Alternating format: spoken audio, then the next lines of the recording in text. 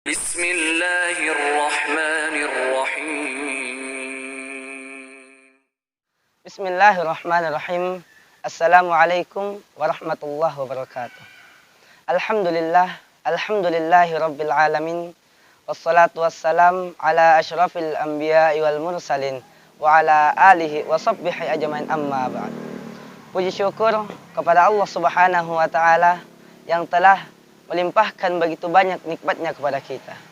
Salat beserta salam tak lupa kita kirimkan kepada baginda Nabiullah Muhammad sallallahu alaihi wasallam, karena berkat perjuangannya lah kita dapat merasakan indahnya keislaman ini. Saudaraku muslim yang seiman, yang insyaallah dirahmati oleh Allah Subhanahu wa taala.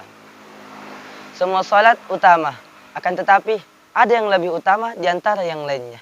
Semua nabi utama, akan tetapi ada yang lebih mulia di antara yang lainnya. Dan semua amalan-amalan utama, akan tetapi ada yang lebih utama di antara yang lainnya. Di antaranya adalah keutamaan salat subuh dan salat asar. Allah Subhanahu wa taala berfirman, "Hafidhu 'alas salawati was salatil wusta."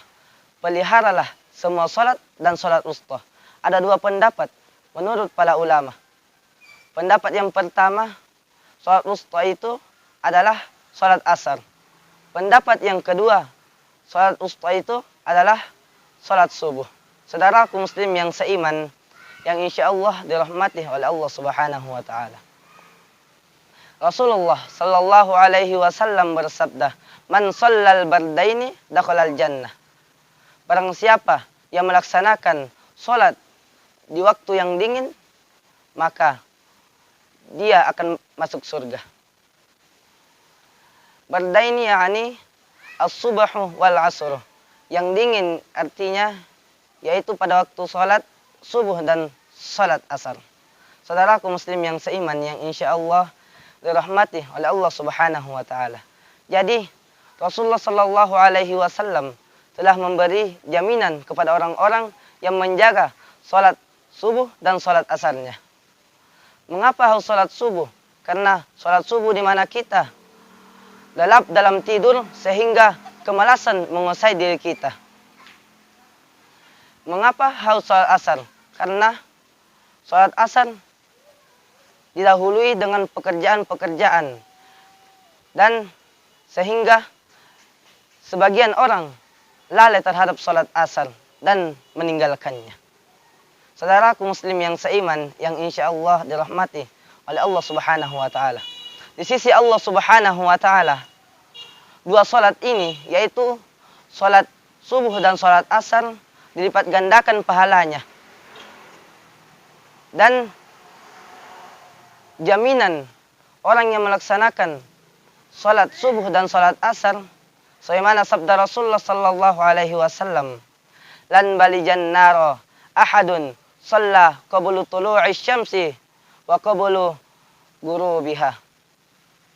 Tidak akan pernah masuk neraka orang yang melaksanakan salat sebelum matahari terbit dan sebelum matahari terbenam. Yakni al-fajr wal asr, yaitu pada waktu subuh dan asar. Jadi sudah jelas bahwasanya Rasulullah sallallahu alaihi wasallam memberikan jaminan bahwasanya orang yang melaksanakan salat subuh dan salat asar tidak akan pernah masuk neraka. Saudaraku muslim yang seiman, yang insyaallah dirahmati oleh Allah Subhanahu wa taala. Tanda-tanda orang yang tidak akan pernah masuk neraka adalah orang yang menjaga salat subuh dan salat asarnya. Dan orang yang melaksanakan salat subuh, maka ia berada dalam tanggungan Allah Subhanahu wa taala. Sebagaimana sabda Rasulullah sallallahu alaihi wasallam yang berbunyi, "Man salatas subhi fa huwa fi dhimmatillah." Barang siapa yang melaksanakan salat subuh, maka ia berada dalam tanggungan Allah Subhanahu wa taala. Saudaraku muslim yang seiman, yang insyaallah dirahmati oleh Allah Subhanahu wa taala. Dan orang-orang yang tidak melaksanakan salat asar, maka batallah semua amalnya. Sebagaimana sabda Rasulullah sallallahu alaihi wasallam, "Man taraka sholatal asri faqad habita amaluh." Barang siapa yang meninggalkan sholat asar, maka batallah amalnya. Saudaraku muslim yang seiman, yang insya Allah dirahmati oleh Allah Subhanahu wa Ta'ala. Orang-orang yang senantiasa menjaga sholat subuh dan sholat asarnya, insya Allah pada hari kiamat dia akan melihat Allah Subhanahu wa Ta'ala sebagaimana ia melihat bulan pada malam purnama. Saudaraku muslim yang seiman, yang insya Allah dirahmati oleh Allah Subhanahu wa Ta'ala. Sebagai kesimpulan, marilah kita senantiasa menjaga sholat subuh dan sholat asar kita. Karena ketika kita menjaga sholat subuh dan sholat asar kita, sangat banyak jaminan-jaminan dari Rasulullah Sallallahu Alaihi Wasallam. Dan insya Allah kita tidak akan dimasukkan ke neraka ketika kita menjaga sholat subuh dan sholat asar kita.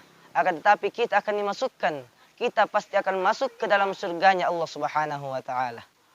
Semoga bermanfaat. Wabillahi taufiq wal hidayah. Wassalamualaikum warahmatullahi wabarakatuh.